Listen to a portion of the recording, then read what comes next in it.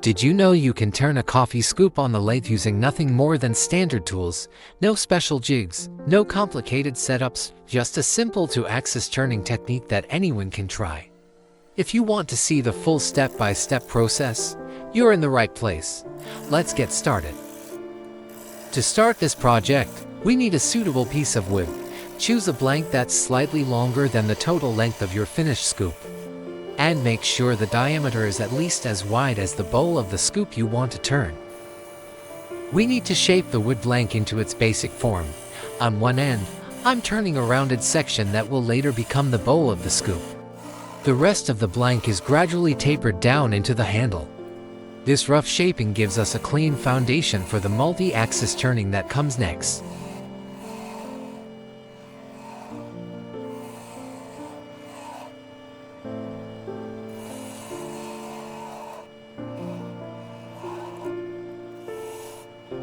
When shaping the bowl section, it's important to get the outside as round as possible.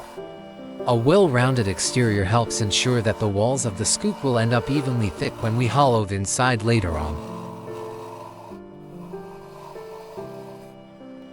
You may notice that I've left a bit of extra material on both ends. There's some left around the bowl area, and a slightly thicker section at the end of the handle. Both of these extra sections are important for the steps that come after the hollowing, especially the thicker end, which will be used to hold the scoop securely in the chuck. Once the bowl section is fully shaped, I straighten the handle.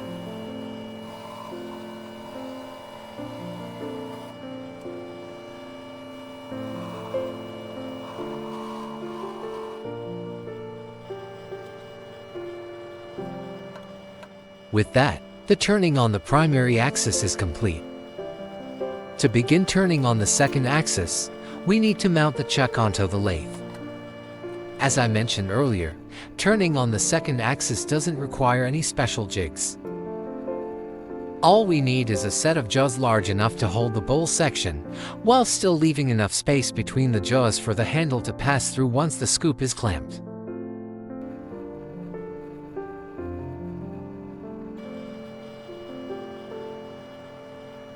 Before hollowing the bowl section with a gouge, we drill the largest hole that can be used safely. This removes most of the material inside. So later we only need to take light cuts and shape the interior of the scoop to its final form.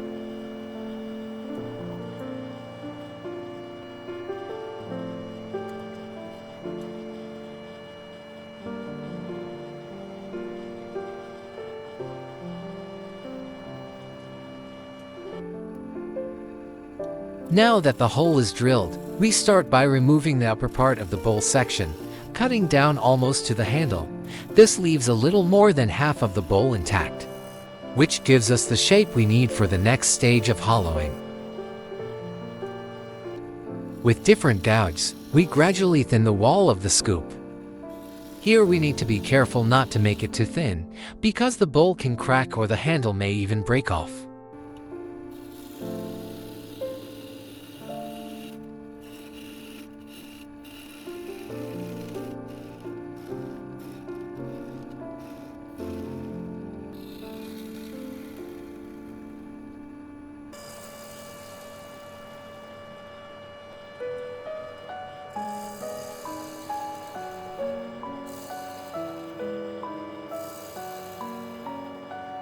We've now finished turning on the second axis.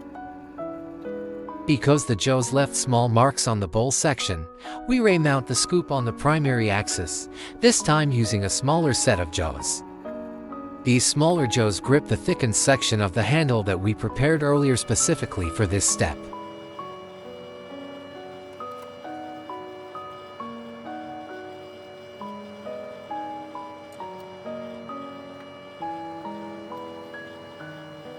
To avoid unnecessary damage to the almost finished scoop, I recommend removing the marks on the bowl section by sanding.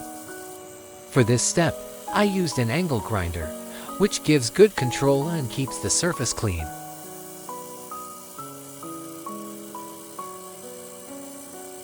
We also shaped the edge of the scoop using a mini angle grinder.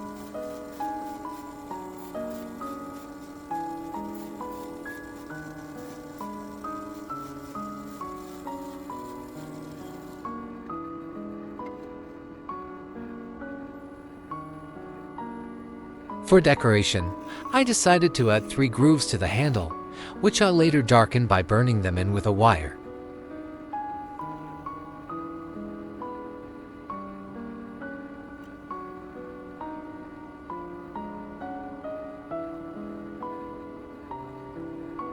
With the decoration finished, we first removed the excess material on the bowl section and sanded it down to its final shape.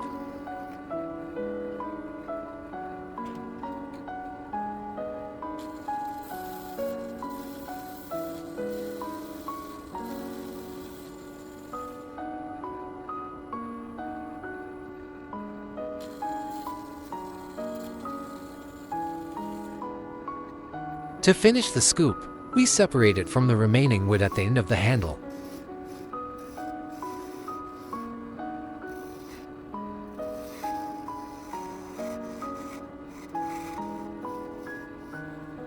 We need to be careful that the scoop doesn't slip out of our hands during the final cut and get damaged. We sand the end of the handle with an angle grinder so it becomes nicely rounded and smooth. With that, the scoop is finished. If you enjoyed the video or learned something new, feel free to leave a like and subscribe for more woodturning projects. Thanks for watching, and see you in the next one.